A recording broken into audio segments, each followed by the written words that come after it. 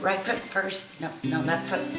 Right foot, left foot first. Left foot first.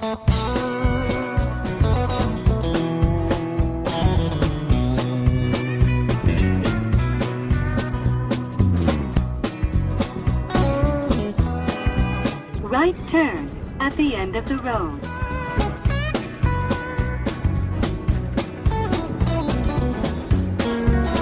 Left turn ahead.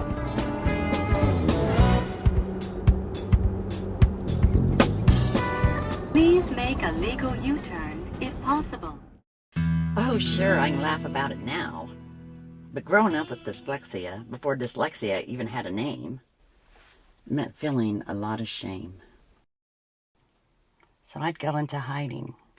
I got really good at hiding from a lot.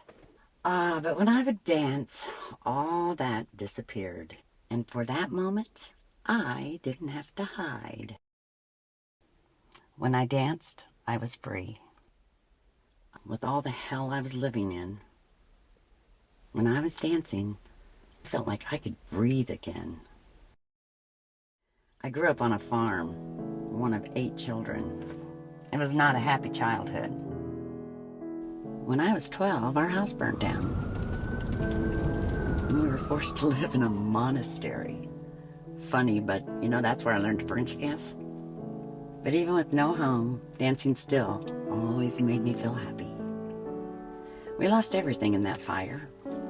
That seemed to mark the beginning of a long history of losing stuff, losing myself.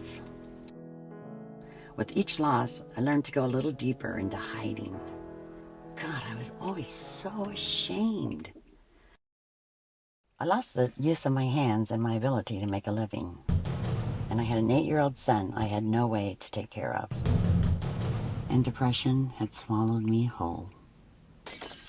I could cope with the abuses, the addictions, the dyslexia. There came a point when I couldn't hide anymore. And then it happened.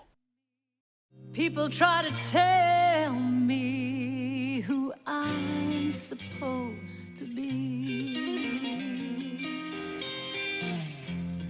But now I know the truth, and that truth has set me free.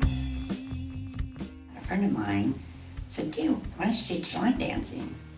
And I went, "There's no way I can. I don't know my left from my right. I'm dyslexic, remember? There's no way I could teach dancing." And she said, "Just go to a library and get a tape and learn how to do it." And that's what I did. And every day I would just left, right. I'd do it out in my pool. I did it everywhere I could do it. I'm whole and I'm complete, and I know what I'm worth. Dee and I have been friends for a very long time now. And I know that she has been through so much in her personal life with bad relationships and with her own family. She just kept persevering. She kept at it, learning how to teach dance till she could do it in her sleep. She'd teach at homeless shelters, reform school, senior centers, trailer parks, anywhere she could, barely making enough money to pay for the gas to get there. With a young son to support, she was hanging on by a shoestring, barely scraping by with a past that she was really struggling to leave behind her. And then she lost one of her sisters after years of drug and alcohol abuse. And then her other sister was diagnosed with brain cancer right after that. But she refused to give up.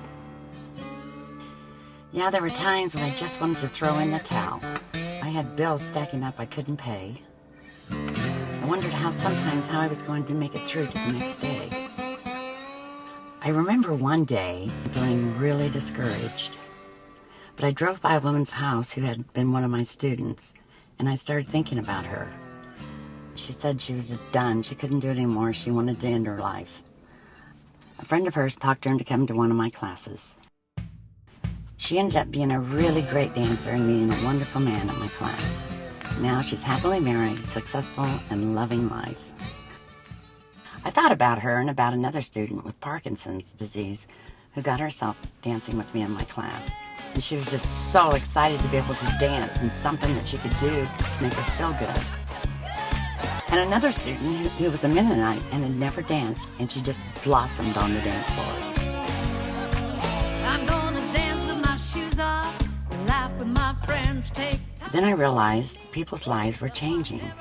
Women with cancer were showing up at my class instead of isolating and staying depressed. I deserve it and I claim it and I give That's when I knew there was no turning back. permission to It play. was time to come out of hiding Permission to play.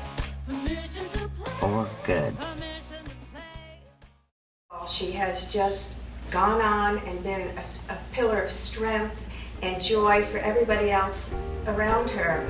She's just such an amazing role model and just a wonderful, wonderful friend. After you're married for 30 years and your husband wasn't paying attention to you, you think, oh, you know. But then, remember the breast cancer? Oh. Yes. Okay, what? What were we saying? Oh, about breast cancer, yeah. Yeah, and every time she would come, she came, and one time she had 12 catheters through her, and she still came to Gonna class. be the first on the dance floor, the first to raise my hand, the first to state my opinion, the first to take a stand. When I go and I dance and I see Dee and her joy, everything else just goes away, even if it's only for that hour or two. It's good for my body, it's good for my soul, and I just love being with her. I had a bone density test with my doctor, and he told me that he was seeing some osteoporosis. So I came back and danced about another year, and he gave me another test, and he said, it's gone. He said, I have to credit the dancing. So after a motor vehicle accident, I was pretty incapacitated for about 7 years, and serendipitously came across Dee's line dancing class. Everything else I tried for rehabilitation had failed. I still have problems with my right foot, and my right hand has some permanent numbness, but I can dance. My big, bright, brilliant beam of radiant light shine.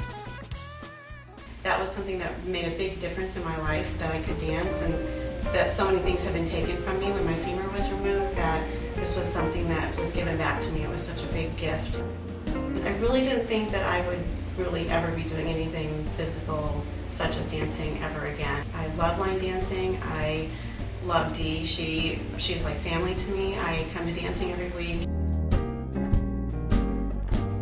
Dancing just sets a part of my soul free. I started finally being honest about who I was, and I was not ashamed of me anymore. When I see how others experience the same kind of liberation and healing through dance, the joy just keeps right on spreading. That's what I do.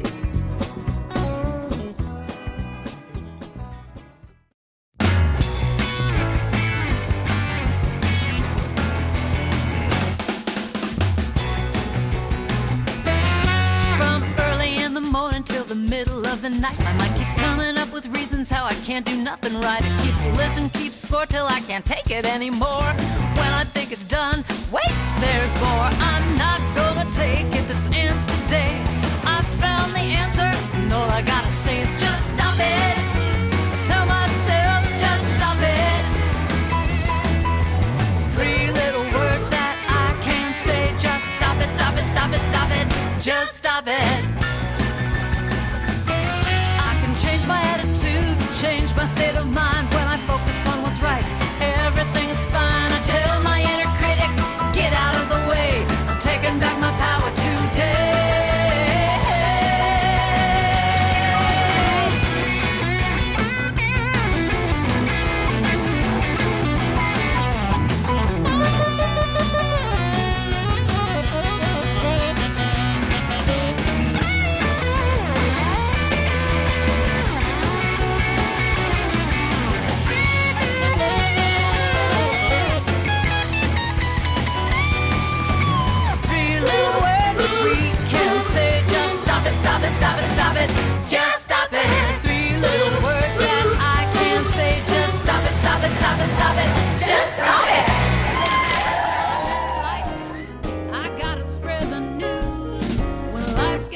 darn good, you lost the right to sing the blues. Play the blues.